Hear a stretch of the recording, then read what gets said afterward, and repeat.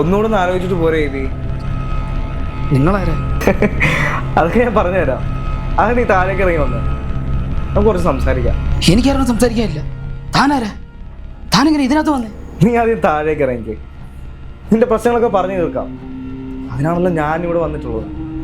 ഞാനിവിടെ വന്നിട്ടുള്ളതെന്ന് വെച്ചാൽ എന്നെ ഇങ്ങോട്ടേക്ക് അയച്ചത്. നീ വന്നേ, നമുക്ക് ആദ്യം ഇവിടെ നിന്ന് മാറാം. എന്തേ?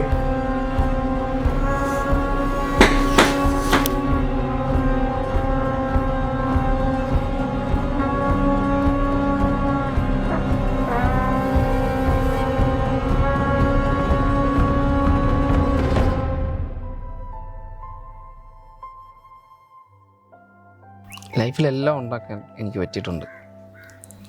അത് നേടിയെടുക്കാൻ പലരും കൂടെ നിന്നിട്ടുണ്ട്. പക്ഷേ ഇപ്പോൾ ആരും ഇല്ലാത്തൊരു ഫീല്.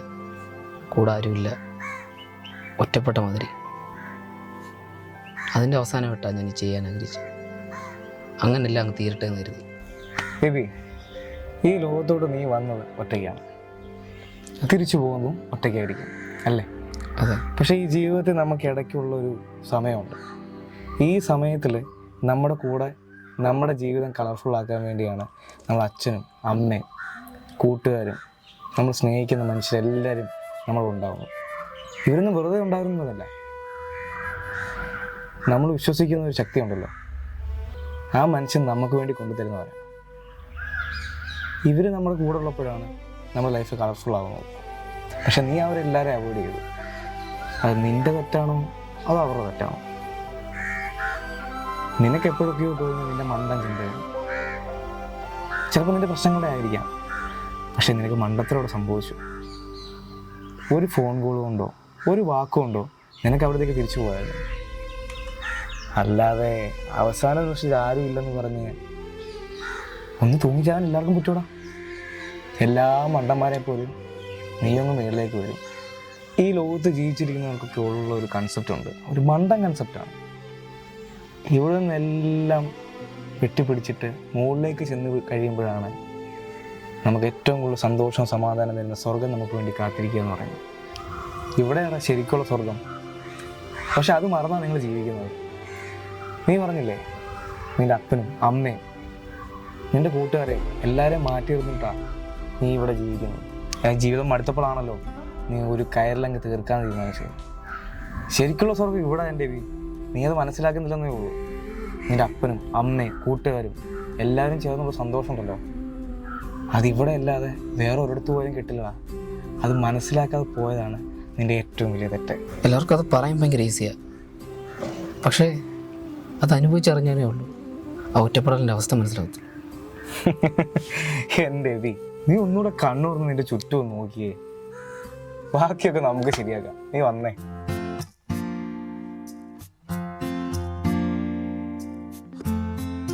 കുഞ്ഞിക്കവിൾ മേഘമേ തുള്ളിത്തോളുമ്പാതെ നീ പഞ്ഞിച്ചുരുൾ മാനസം നുള്ളിക്കെടുത്താതെ നീ വെറുമൊരു തൂവൽ കൊണ്ടു മുറിയും ചെറുമുന നോക്കുകൊണ്ടു വിളറും ഒരു നേർത്ത പൈതലിൻ്റെ മുഖമേ വെങ്ങിപ്പിടയാതെ നീ.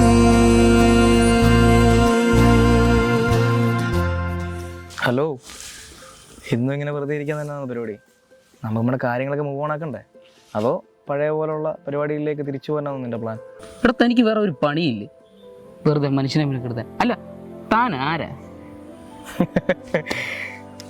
എൻ്റെ ഇതൊക്കെയല്ലേ എൻ്റെ പണി. അല്ലേ എന്നെ താഴോട്ട് വെച്ച തമ്പുരാനോട് ചോദിക്കും, ഇതിനാന്നൂടാ നിന്നെ ഞാൻ കഷ്ടപ്പെടുത്തി പയ്യൻ്റെ അടുത്തേക്ക് വിട്ടേന്ന്. നിന്നെ അങ്ങനെ വിട്ടിട്ട് പോകാൻ പറ്റുമോ? നിൻ്റെ പ്രശ്നങ്ങളെല്ലാം തീർത്തിട്ടേ ഞാൻ നിൻ്റെ അടുത്തുനിന്ന് പോകും. എൻ്റെ പ്രശ്നങ്ങൾ അതൊന്നും ഞാൻ നോക്കിയിട്ട് തീർക്കാൻ പറ്റിയിട്ടില്ല. പിന്നെ ആ പറഞ്ഞ അയച്ച ആളുണ്ട്, ആളെ ഞാൻ ഒരുപാട് തിരക്കിയിട്ടുണ്ട്, അന്വേഷിച്ച് നടന്നിട്ടുണ്ട്. അന്നൊന്നും എൻ്റെ പ്രശ്നം തീർന്നിട്ടില്ല. പിന്നെ എടാ മണ്ട, നീ എന്താ പറഞ്ഞേ? നീ അന്വേഷിച്ചപ്പോഴൊന്നും നീ തിരക്കുകളെ കണ്ടില്ലെന്ന്. നീ ശരിക്കും ഒന്നുകൂടെ ആലോചിച്ച് നോക്കി. നീ ഒറ്റയ്ക്ക് ഇവിടെ എത്തിയത്? കുറേ കഷ്ടപ്പെട്ടില്ലേ, കുറേ അനുഭവിച്ചില്ലേ? നമുക്കെല്ലാം ഒന്നേം തുടങ്ങാടാ. നിൻ്റെ കൂടെ കട്ടക്ക് ഞങ്ങളുണ്ട്.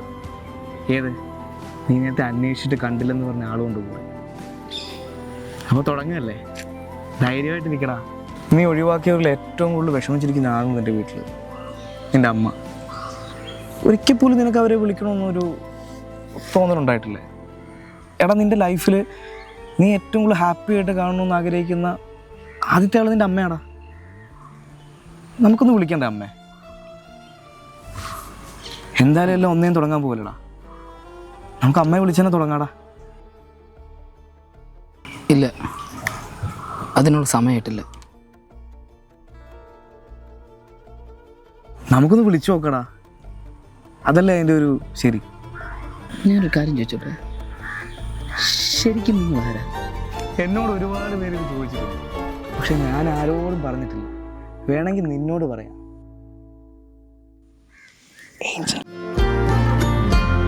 പൂവിനാമോ എന്നും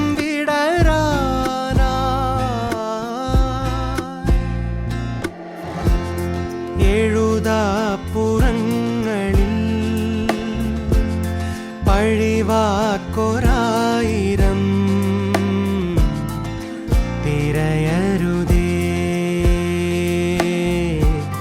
നിൻ കരളിതളോ.